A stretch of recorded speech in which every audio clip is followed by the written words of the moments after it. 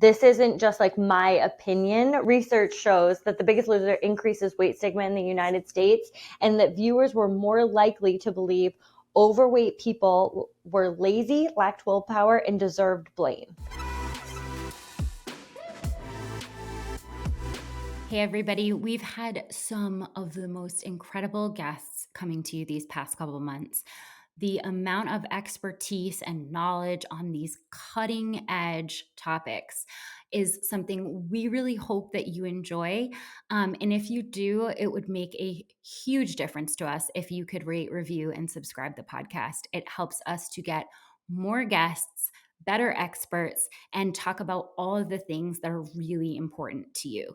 So give us a love, give us a lot of love, and don't forget to subscribe so you get all our new episodes. Hello, everybody, and welcome back to the Thick Thighs Save Lives podcast. I'm Rachel. And I'm Kelsey. Thank you for being with us another week. We are crazed and confused today because the caffeine intake hit, it's not. It's all-time high. You Honestly, always think you need more than you do. It's true, especially for you. By you, I mean me. Yeah, so here's the thing. Two different responses to caffeine here. Not that I don't ever go on Rachel's side, but Rachel, if you listened to the podcast before, you probably understand. And if you are someone who has some anxiety, you might resonate with this. If she gets too much caffeine, she gets weird. I'm on one, and I'm still drinking it because I've chosen violence today, and I have another sip? Stick with the matcha. No regrets. You guys, I need all this coffee because I was up late night binging a docu, and I want to talk to my friends about it. I want to talk to my friends about it too, because I feel like so many. Okay, listen. Whether you watched the documentary, whether you watched The Biggest Loser or not, this had an impact on us societally and the health and fitness world, the health and fitness industry. So it's important for us to kind of like dive in and talk about. So whether you are a reality TV show fan or not, I think we have some interesting discussion around The Biggest Loser. So if you haven't been on Netflix in the past couple of days, a hot new documentary, it is called Fit for TV, The Reality of the Biggest Loser. And they brought on former contestants, former coaches, executive producers, the show's medical doctor, who I thought was a very interesting take. I thought he was interesting too. So it's in the top 10 of Netflix right now. You can definitely check it out. It's a 3-part series documentary. And for me, it was definitely nostalgic and a trip down memory lane to that time where, reality TV was just dominating every major network. That was back when you had to watch TV, at 7 p.m. on the Thursday night. It's on and you had to tune in, at the time and date that it was airing, or else you couldn't see it afterwards. Remember that? That was a whole thing. Our kids will never know that you had to tune in at that time. I tell my son all the time. And you had to sit through commercials. Sometimes when on YouTube, there's that 30-second one that comes up, and Riley's like, "What's this comment?" Where's the skip? This is 45 seconds. Yo, we didn't have fast forward. We didn't have skip. And they were a solid 2 minutes before you got back to the show. But so it was very, now I know we're in two different boats on this. From the start, I have been a reality TV fanatic. I will put myself in the fanatic, especially at this time. That was really all there was to watch. That was my question. Did you watch The Biggest Loser? I absolutely watched The Biggest Loser. And do you know that when I was when I was prepping for this and I saw the documentary and I was like, oh, that would be really interesting to watch. It didn't occur to me at that time that I had watched as much as I had, because then when they were playing clips from the show, it like jogged my memory that I had seen those clips before, Oh and wow. not like I had seen them live. And I didn't realize how many seasons I had actually watched. I recognized a ton of the cast members, or the contest, I guess you would call them contestants. And a ton of the winners. And when they're showing like the finales and stuff like that, I'm like, yes, I remember this. Like, not like I remember it. Like I for real. Because you know how I do remembering. If someone Yeah, told me, then I was there. you put yourself there. You Yeah, you it's a insert weird, yourself into. that's a Well, I weird think thing. that's an interesting take because I'm glad that you were someone who watched. I am not someone who watched The Biggest Loser. I know about it. I know about it from a health and fitness perspective, from a cultural perspective, and then obviously watched the documentary on it. But I was not someone who actively watched during that time. So I think that's an interesting like take on both of those because I'm just not a reality TV show watcher in general. Actually, I'm not a TV watcher in general. So I often miss just what's going on. But I know that when I was watching the documentary, it kind of was scrutinizing the cultural impacts and the psychological impacts that the show's main messaging had on anyone who grew up in that time period. So whether you were watching or not, this show had an impact on you and the aftermaths of how we're going to get into it, but not only how we viewed health and fitness, how we viewed people who are in larger bodies, how we viewed weight loss, how we constructed weight loss, and what was considered success and what was considered a failure. And I think one of the things that stood out to me when, the contestants or is it contestants? Yeah. When Yeah. the contestants were kind of like talking about their experiences with their and sharing their stories. And I felt like their stories were compelling and emotional and um, shed a lot of light on their experiences as a person in a larger body, experiences with someone who continued to struggle with their health and felt like their life was passing them by because of how overweight they were and how unhealthy they were. So, first of all, I think you just hit on the main draw of the show, which and this was a theme throughout reality TV, in that time period. This is 20 years ago now. Like, we're talking about um a whole entire subset of TV culture that was really based on these personal stories that were designed to pull at your heartstrings, that were designed to resonate with you on a personal level. Someone I mean, these people were real people and they were sharing their stories of experiencing life in a larger body, being fearful of the health impacts that were awaiting them, wondering if they were going to be at their kids' weddings. I mean, these were real people with real fears, real traumas, and real health consequences. And one of the things that I think set this apart from the other reality shows airing at the time, because certainly transformations were very hot then. Every single show was about the before and after, these big, huge transformations. And that's what people were tuning in for.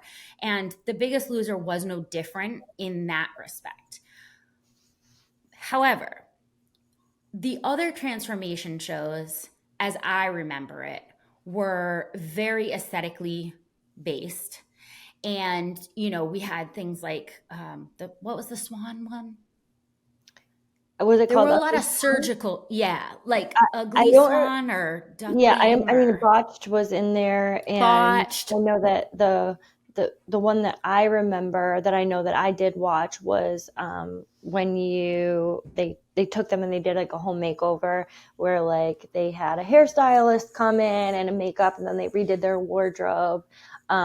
And then you had this like big reveal after with these people who kind of like didn't know how to like work with their looks, kind of a feeling. Yeah, And that then was on TLC. I remember that one. Yeah. yeah, I can't remember Yeah, the name of and it in the so we were moment, just but like, it was all about these reveals, right? But I think that where the biggest loser kind of hit their stride and where they were different was, this wasn't a process of a stylist coming in and, showing you the right clothes and now you're not frumpy mom anymore, you're put together mom. And mm, it wasn't going under the knife and, having these augmented boobs where you once had, saggy boob socks. This was highlighting the fact that this was work that these people were going to put in themselves, and you were going to see the struggle each step of the way. You were going to see the setbacks, you were going to see the victories, and you could share in what was supposed to be this unbelievable, and I'm going to air bunny this, accomplishment that they were making. And I think that that is where America was captivated with this, because it had the elements of the before and after, which we were all really captivated by at that time. But you also got to live the experience with them. And I will say for me, I never really resonated with any of the makeover shows. But Biggest Loser was different for me because I think it hit a part of me where seeing people work hard and achieve a result, I think that that's a really powerful feeling that can be shared amongst society, culture, and and that resonated with me as an athlete and as a person who values hard work. And that is for sure what drew me into that show and what made me sort of get the feels and be proud with them. And it was definitely at the time offering something different than what those other shows were offering. mm. I think there's no argument with how powerful a change that is not just surface, not seemingly surface, is that like these people were making, coming out as like different air bunnies, like different people at the end, not just with like a haircut and um, uh, makeup in a new outfit. They were coming out as, uh, you know, c- completely different. And I think it came at a time that a lot of people were struggling with um, body image, weight loss, what to do when you're struggling with your weight. I think it came at a particularly pivotal time where America in general was looking at um, a lot more weight gain than we had seen in the past. And a lot of people resonated with the stories and the struggle of other people were experiencing this too. And like, kind of, what do we do about it? And what is going to become normalized from this? And I think that is actually, those work hand in hand with the dangers that it had, because people were looking for an answer to a very complex problem with a very simple solution. Something that stood out to me was one of the contestants said he said we were working on 800, some days 800 calories a day with 6 hours of exercise. Contestants were collapsing, and one woman who had rhabdo, like she said she died and they had to like bring her back. Like the health implications that we all watched were not only dramatic in the moment, but they were lasting. So here's the, I think the really compelling thing about Biggest Loser is you're watching people send in these audition tapes and speak to the cameras and say, I need you to save my life. Yeah. And that felt so big. It wasn't, I want my breasts to be perkier. It wasn't, I want people to at work to think, my outfits are really, put together. These were people begging for someone to intervene to save their life.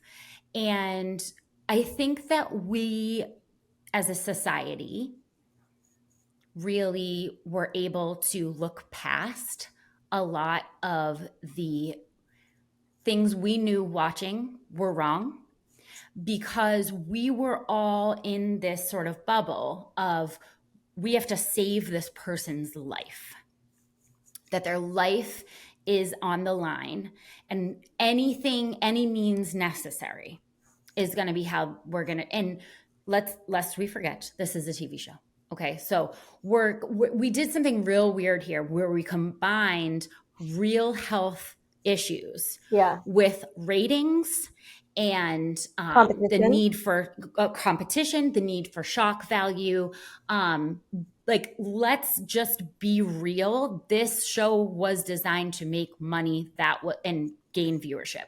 That was their be all end all goal. I don't care who says, they were in it for the contestants and really to help the people. I'm sure that was some multifaceted level in there somewhere.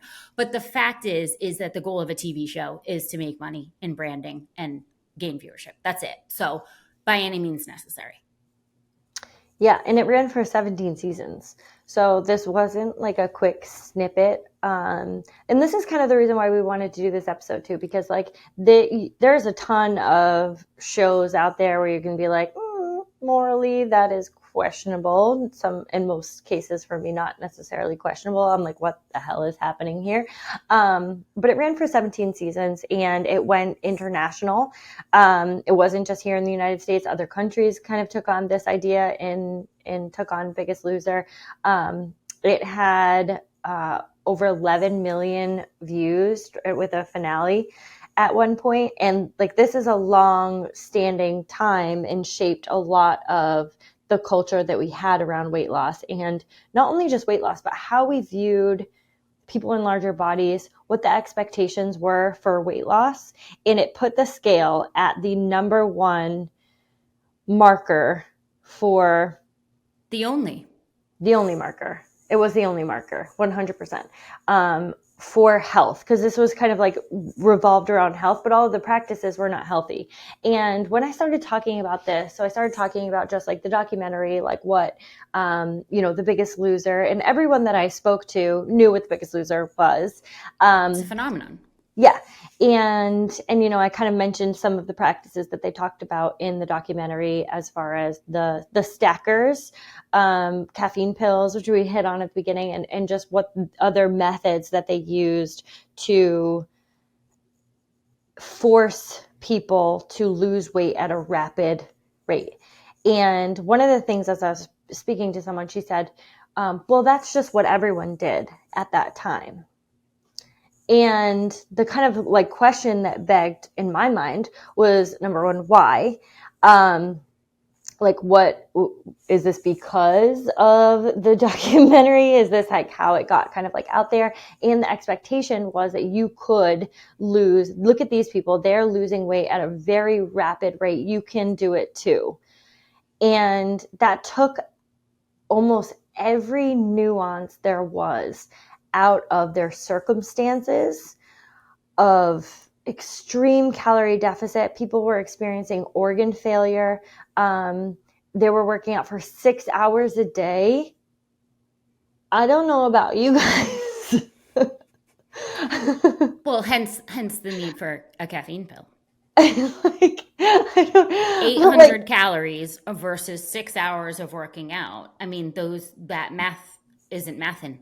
100%. But even like the impacts of like, you could do it too at home, is like, when are you going to be able to, when are you working out for 6 hours a day? That's completely psychotic. No one is doing that. So like, comparing that to like, look at these people, they can drop weight at such a drastic rate.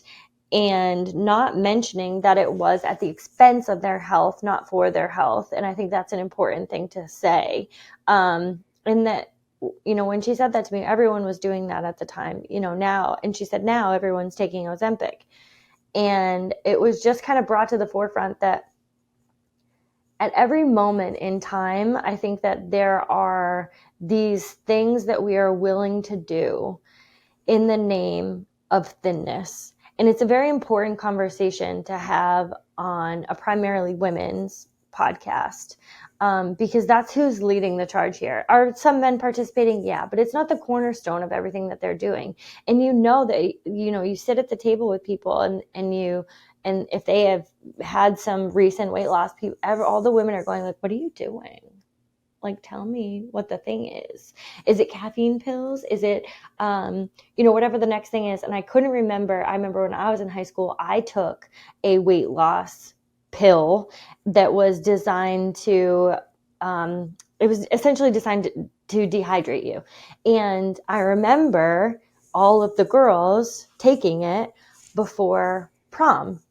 I was amongst them. And one of my friends had experienced such a dramatic weight loss during that time, that she actually needed to be hospitalized. She was so dehydrated, and it brought me back. I know it brought you back to like watching The Biggest Loser, but that kind of brought me back to that moment, because one of the contestants where he won The Biggest Loser, and he said, I believe it was about 10 days prior, he had not eaten any food, just solid food. He had Completely had liquid completely diet liquid. leading And up to the final weigh-in. That's how they did it. There was going to be, a finale weigh-in where all of America would watch you be weighed. yes, and they do a urine screening before their weigh-in, and he had blood in his urine, and essentially he was so dehydrated that his organs were starting to shut down. They were showing extreme duress at the very least. I mean, how dehydrated do you have to be to have blood in your urine? Quick interruption to talk about your fur babies today, because we have a collection for you.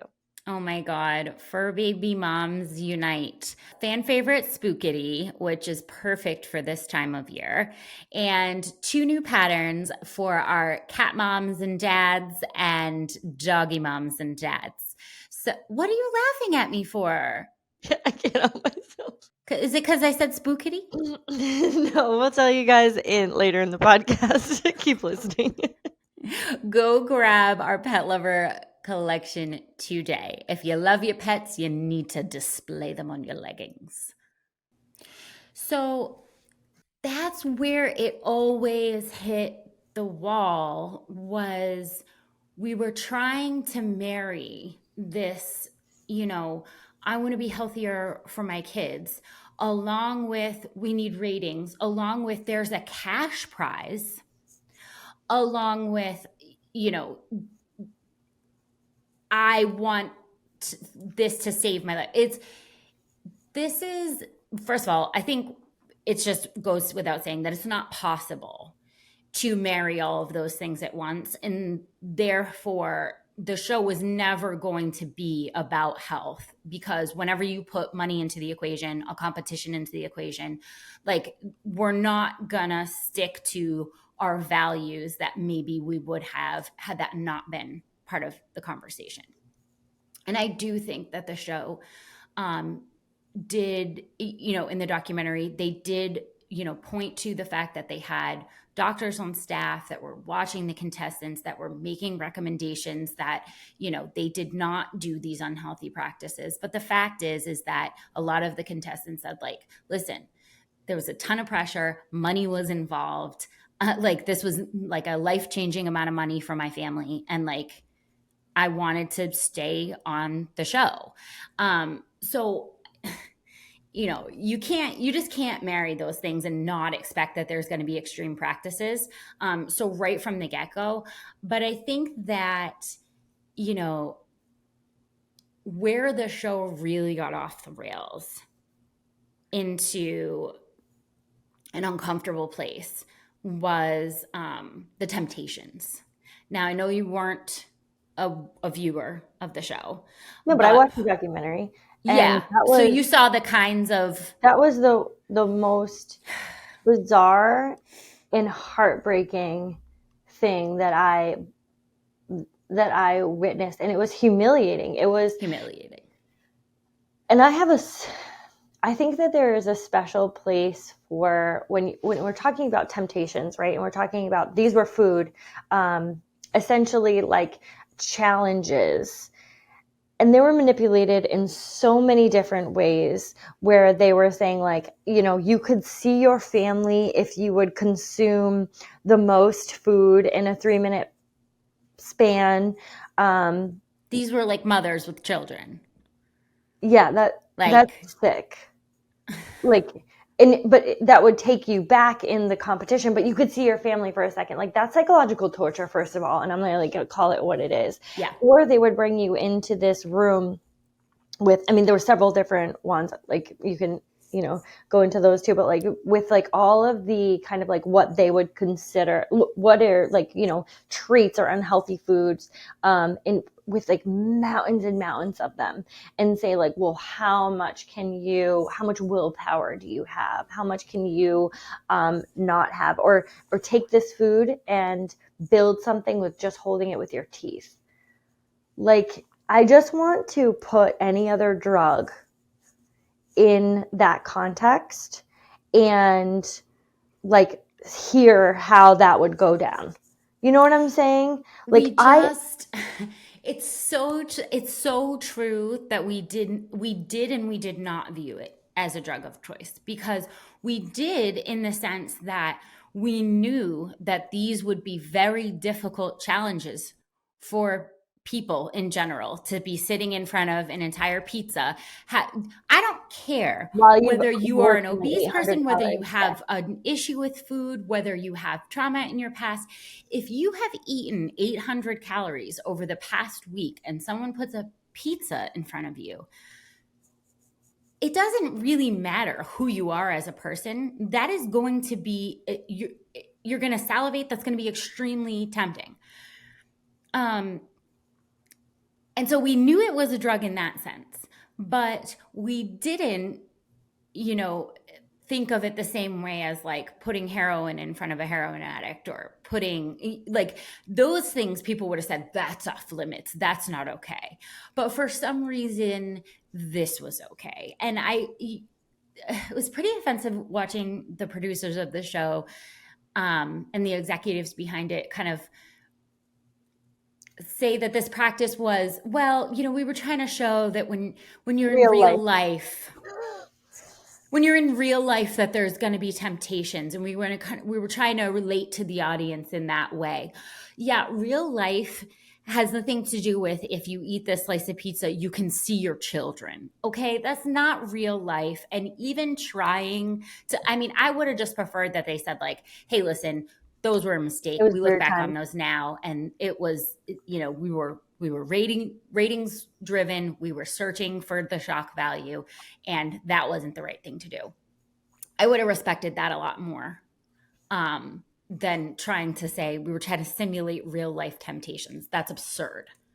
It also reinforced this idea, and this is what came up when I was chatting with other people about this, that this, what she, saying this idea of like, well, just don't eat the pizza. That's what is one of the ramifications, one of the cultural impacts that came out of the time of The Biggest Loser, and the Biggest Loser reinforced, was that anyone who was overweight or struggling with their body or struggling with weight loss just needed to avoid the temptation. They just needed to turn down the pizza, and they just weren't strong enough. They didn't have enough willpower. They didn't have enough discipline. And all of that created this dialogue around people who struggle with their weight, that they are lazy, that they don't have enough willpower, that they're unwilling to work hard enough, and that they have the same challenges like the rest of us have, and they're just making poor choices.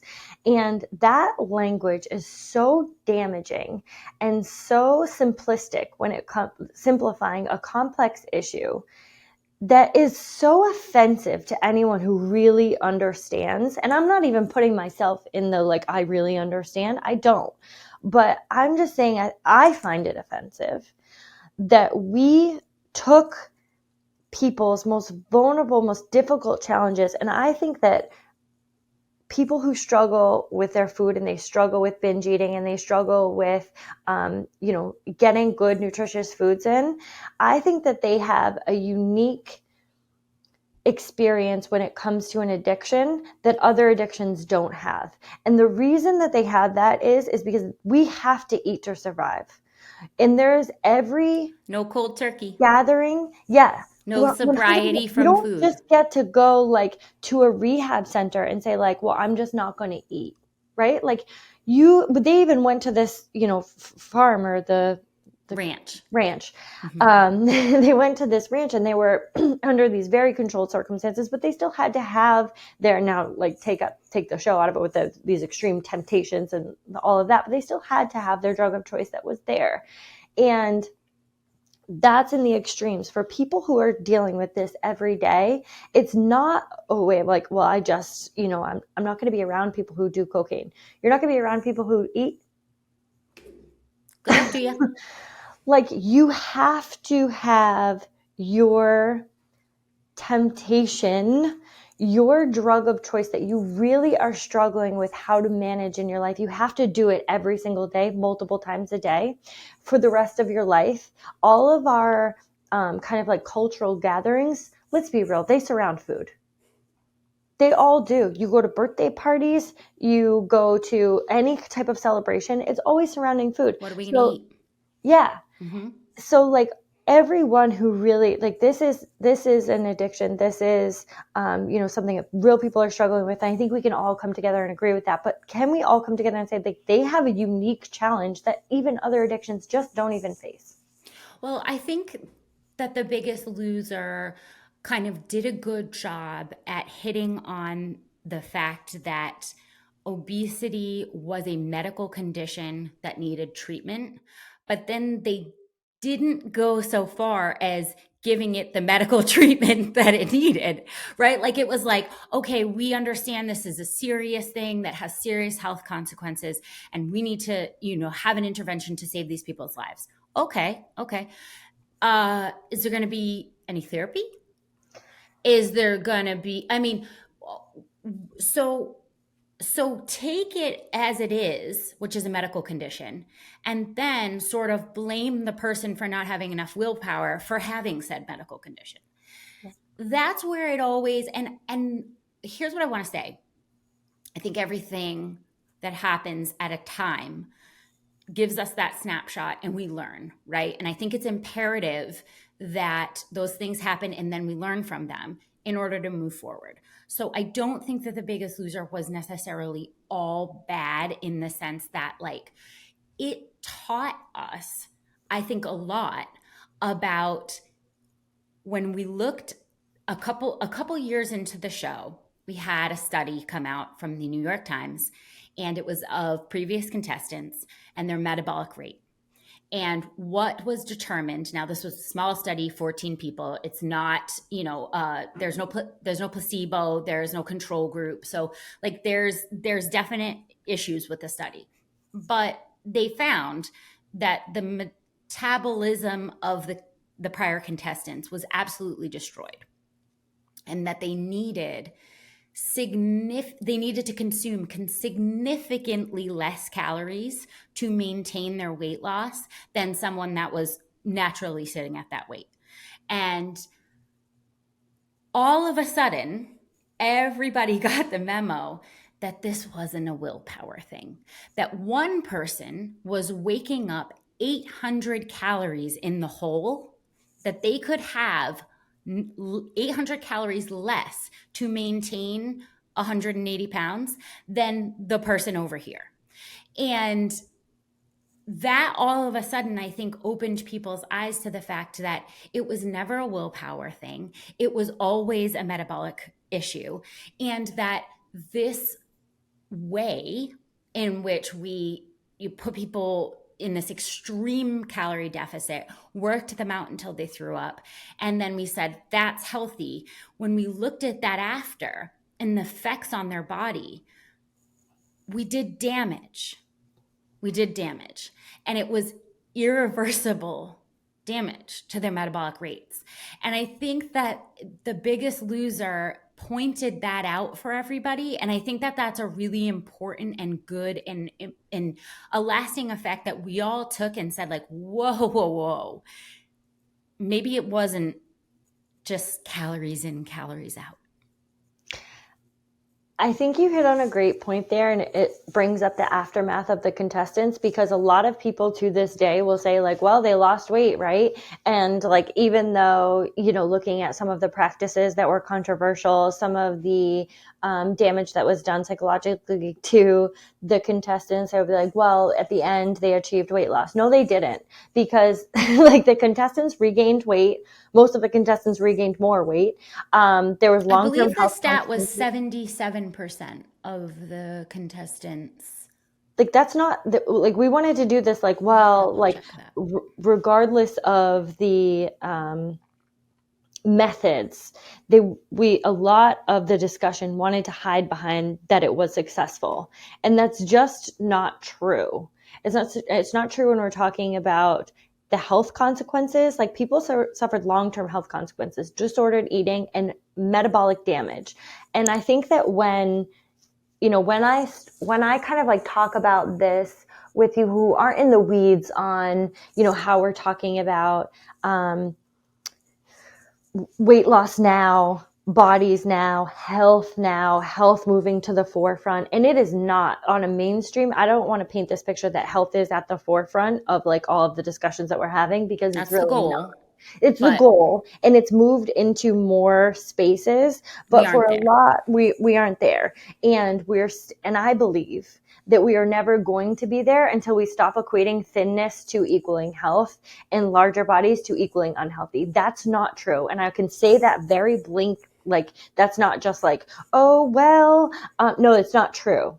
So until we stop doing that, we're not going to get to a place where we can really start to talk about health, and when we can really start to talk about when many people experience extreme weight loss at a fast rate, they're doing metabolic damage to their bodies that they're going to suffer the consequences for later in life. I mean, later, as in like a year later. I For mean, sure. we But it within, continues. Like, yeah, oh people, yeah. like a lot of women have said, like, especially, perimenopause, menopausal women who have said, like, well, the things that I used to do just aren't working anymore. And it's not that they were, like, at one point, like, that was the best thing. And it, of course, hormones play, but you have, each time that you've done those same practices, you have inflicted metabolic damage to your body that you are going to pay for on the next round. So when, like, this language is so common, right? When women, I'm going to talk about women, that's what I know the most about. Um, when women talk about this with the same kind of like rhetoric, with the same type of conversation, when they say, like, I just, like, what I used to do, it's not working now. It's my age, it's my this, it's my that. But they're not taking into account that all of those practices that you've done over the years, they're catching up with you right now, and you have metabolic damage that is showing its face. Your You know, experiences are real. so real. And I think that one of the most important things that sort of came out of the documentary for me was, when the contestants, the former contestants, were talking about that study coming out, and how much it gave them pause. Did the show ruin my metabolism? A lot of the contestants said, yes, I believe the show is responsible for ruining my metabolism and it hasn't recovered. And I feel very angry about that. And some of the contestants said, what ruined my metabolism was becoming obese, because we just don't know enough about the body at this point to know if taking it off extremely rapidly is causing that metabolic damage, or if set point weight is going to make it so that if you get up into those larger numbers. If coming back down is always going to be more difficult to maintain because of the damage of the obesity in the beginning. So it's really, it brings up a really important point, and I don't think we're there yet as far as knowing which is the more damaging. But on the health aspect, the other thing that happened in the wake of The Biggest Loser that I think really pointed a lot of people to question their beliefs about skinny is healthy and fat is not, um, was when Bob Harper actually had a heart attack working out in the gym. And this is not to be any kind of a red flag for working out, for cardio, for anything like that. But this, I think, was a major eye opening experience to the fact that what you look like on the outside. Bob was America's trainer. He had a six pack. He had, a defined like muscle status. Like everything about him was a picture of health. And he died on the floor of the gym, to an event that a lot of people associate with obesity, ironically. And so I just think that that in itself reinforced for everybody that health is health and it is separate from size.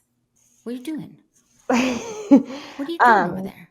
well, I wanted to make sure that people understood he survived the Oh, yeah, heart yeah, yeah. attack. Oh, sorry. Sorry, Yeah, he had a heart attack. the way that you posed it gave me pause. It died on Oh, the. I'm Okay, Well, so he I just said wanted. that's how he said. He said like he was dead on the floor of the gym for like a couple minutes. There happened to be like a MD that was working out at the gym at the same time, gave him like a defibrillator, and no, sorry, he made it. He made it.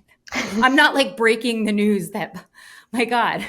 You went. Sorry, What? Bob. I'm so I was like, sorry, no, no, but Bob is alive. Bob's alive. Bob's alive. But he suffered a A heart really, attack. really major heart attack. Like this wasn't like, and took him months and years of recovery, to get back to normal. So I just wanted to kind of Oh, mention that as a highlight of like people thinking that, you can tell someone's health by looking at them.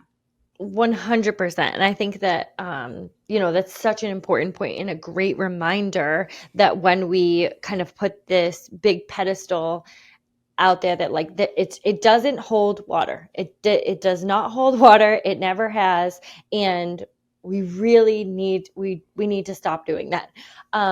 You were on a great run, so I didn't want to interrupt you, but I did want to go back to one point about the rapid weight loss, and then like, what essentially is ruining your metabolism. And when we're talking about The Biggest Loser, we're looking at, the only kind of um, sample size that we're getting is that rapid weight loss during that time and what that did to your metabolism. And we all knew that that caused metabolic damage. Yes, 100%.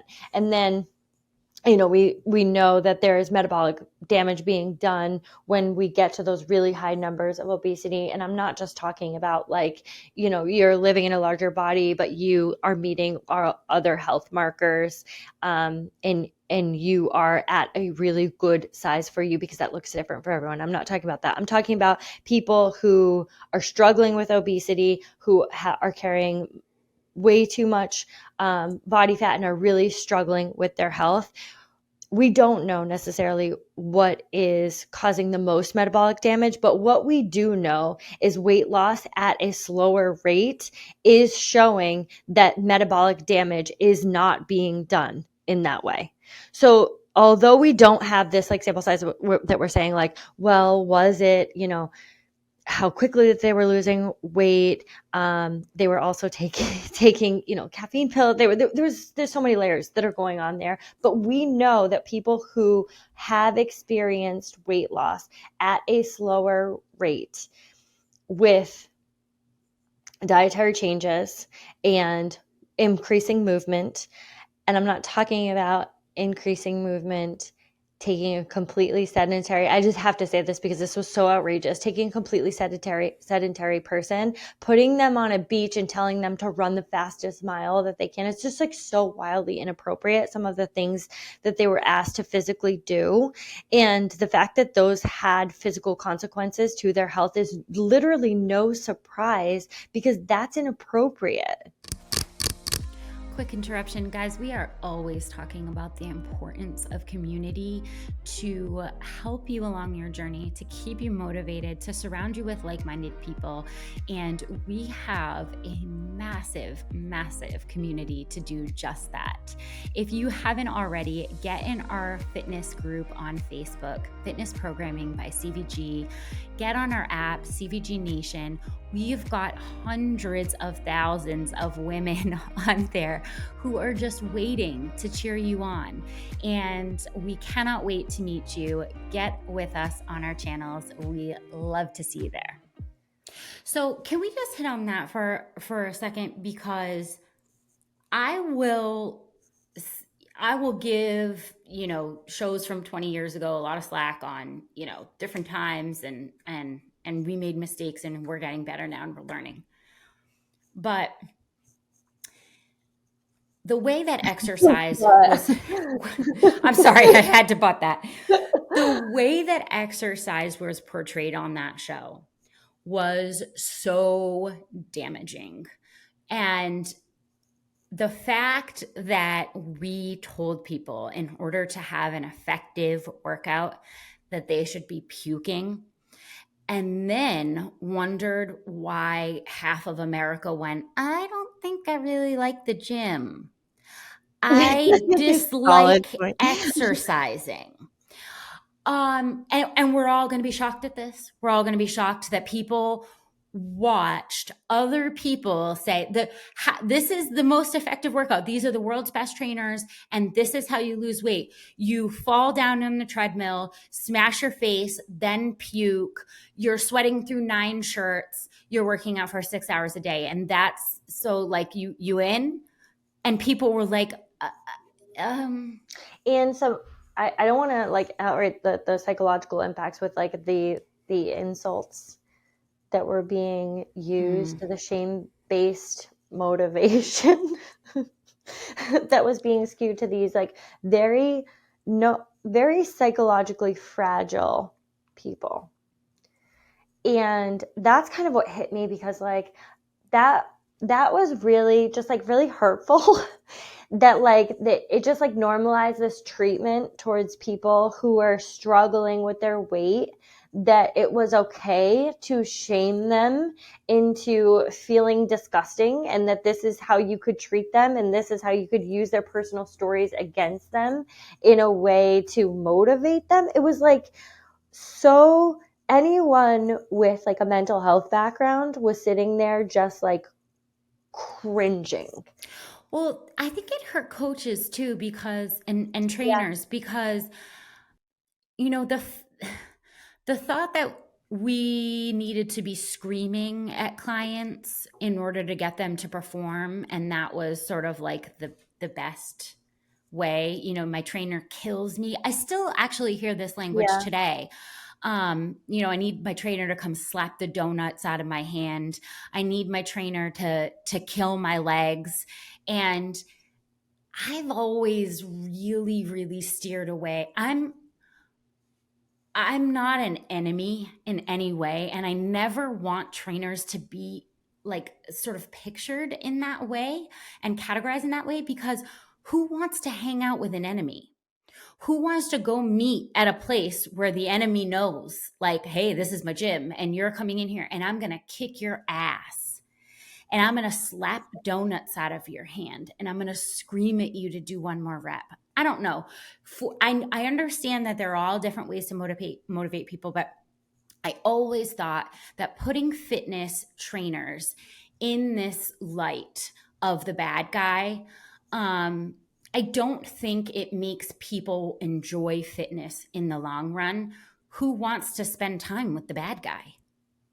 No, and that had lasting effects that are very much relevant today, because how we talk about going to the gym on a mainstream in a mainstream diet culture type of way, how we talk about going to get movement in, it is in a very negative light. I have to go to Yeah. the gym today. I have to eat these things that are kind of like gross, and I have to deprive myself in order to maintain this ultimate goal of being the thinnest, or thinness, because that is held on this pedestal. And those things are still very real and relevant in today's society. There is another, and I think we're going to talk about this in a future episode. There's another culture that's really taken that's taken some large voices and has moved in another direction. But I'm not going to ignore the fact that this was created during the time of The Biggest Loser. It has lasting impacts on diet culture and general media, and our treatment of people in larger bodies.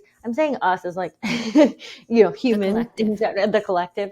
Um, in how we treat people, how we treat weight loss, how we treat people in larger bodies, and what weight stigma has looked like. And this isn't just like my opinion. Research shows that The Biggest Loser increases weight stigma in the United States, and that viewers were more likely to believe overweight people were lazy, lacked willpower, and deserved blame. It's a it's an interesting phenomenon, that one, because the whole idea that we were going to humanize Yeah. obesity, that we were going to give faces to these stories, that we were going to share intimate traumas and backgrounds that contributed to the place that they were at, it seems as if all things would have pointed to less stigma around those type of bodies, normalization of people struggling with food. And I guess that was my most surprising takeaway, was that following The Biggest Loser, the stigmas got worse. And I think it is because we started with this idea that we're gonna give obesity a face and a name, and we're gonna have you cheer every week to get this person in a better place health wise. And then we put in, hey, have a piece of pizza and you can call your family. Hey, work out until you throw up. We're going to scream at you. And that, I think, is what took what could have been a really important piece of history in destigmatizing, um, you know, weight loss, and saying like, no, look how we can treat them. Look at the things we can say to them. Look at the ridiculous situations that we can put them in. And they deserve all of this. And that's why I think that we left in a worse place Yeah. than we started after The Biggest Loser, when we had an opportunity to really draw attention to this issue. And you know what the other surprising thing was? Obesity hasn't gotten any better No. in the Mm-mm. United States. People thought that putting that front and center and saying, look, you can exercise, you can diet, you can restrict calories, and you can do it too. And all we've seen is obesity numbers continue to climb since that show aired. So when it comes to lasting effects, we haven't gone in a positive direction Well, at you can see all. that even from the small sample size of the contestants, so we haven't gone in a positive direction. And it just like shows that like these methods are not effective. They're not effective on a wide scale. They're not effective in these small sample sizes. They're not effective in these like extremes. They're just not effective. And I think that the the fact that the stigma increased around that, it was really, really harmful for our overall view and what we did next in face of this epidemic. I think that was harmful in what our next steps were, because we continued to celebrate thinness. And that was so the thing that like kind of hit me was like, we shared these stories of how they got to this place that they are right now. And that was kind of like almost the like and this is my personal perception of this, so take that for what it is, but that was almost viewed as like the bad version of yourself. And then if you made it to the end, you had the ultimate celebration of now you've made it over to like the good side. And that good side was a celebration of thinness at any Cost. at any cost, sacrificing anything, sacrificing your health in order to come, because you will never be more celebrated than you are when you reach your thinnest. And that was like something that like really hit, like it was like a gut punch to me, because we see that on small scales in our everyday lives, that we celebrate so much thinness as being this like pinnacle, even if it's detrimental to people in our lives. And you can think about this, guys, in your everyday life, like when you see, some people who have, experienced some, and I can think of this right off the tip, like right off the jump, is that someone that I know who had recently gone through a very bad divorce. It was a very stressful situation. She lost a bunch of weight, and everyone, no, even knowing the situation, is congratulating her for losing this weight. That in no way, shape, or form was that coming with any joy. That was coming with like the level of stress that I'm going through in my life is like literally like I can't eat, and like you're still being celebrated. And that women, and this is why I think it's so particular to women too, because pregnancy and what you're going through postpartum, is that like you are continuously celebrated if you lose your weight postpartum, regardless of how you're doing mentally, like regardless of how you're doing in your home, if you're suffering, if you're confused, if you're hitting postpartum depression, if you're hitting all of these things, but like as long as you show up with having lost your baby weight, you're doing all right. And I remember, not remember because I'm still for postpartum, I'm still in it, but like that was like the number one thing people would say to me. And I'm like, I you're not even asking me how I'm doing. You're assuming because I'm in a smaller body that I'm doing okay. Mm. Like, Well, that's yeah, your that's the assumption. assumption. Yep, that's the assumption for sure. I watching the documentary, I wrote down a quote and it honestly just keeps playing over and over in my head as the resounding message of that documentary. And I Yeah. don't know if it resonated with you the same way, but the quote that I wrote down when I was watching it was, the greatest achievement an obese person will ever make is weight loss. And that was the messaging of the show. I wrote down that one too. We hadn't talked about this, but I wrote down that one too. You were and I think she said like you'll never be celebrated more in your life than with anything that you do than when you lose weight. And that was like, we can have so much of an impact here. We can do so many special things, and we can have such a profound impact on people around us, um, on lives, on society. And you will never be, for someone in a larger body, for, she said, an obese person, for an obese person, you will never be celebrated more than when you're just at your thinnest. And I'm like, what are we doing here?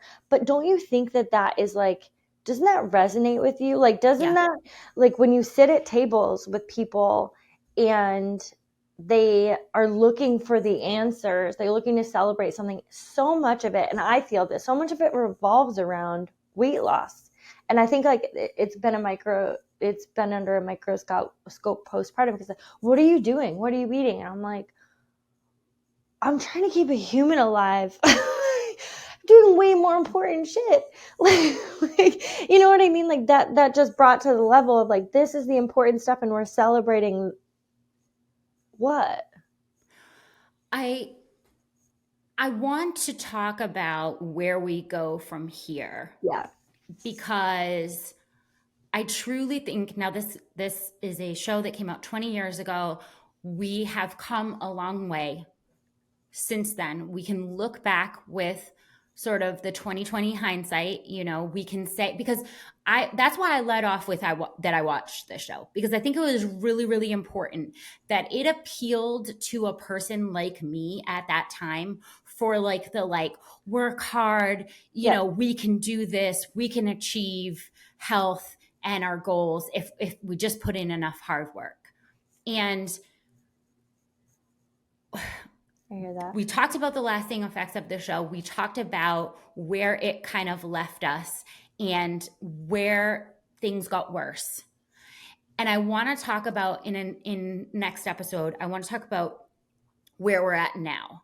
Because I think that although we've made a tremendous amount of headway from The Biggest Loser 20 years ago, we still have a really, really lot of work to do. And that is why that statement continues to be one that I come back to, because that's one of the areas that I still don't think we have had enough change, where the celebration of weight loss is just the ultimate accomplishment in our society. And it can't be that. I won't allow it. Because health does not equal thin. That does not Guys, equal unhealthy. That's not, those two things are not, that's not how it equals. I would love to hear from you guys. Were you a viewer? Casually, what resonated with you? Have you seen the documentary? When we look back 20 years later, what are the feels on that time and that snapshot in society, and how we sort of viewed obesity, weight loss, and exercise? I would really love to hear from you guys. Hit us up in our Facebook group. We love you and have a great week. Have a great week.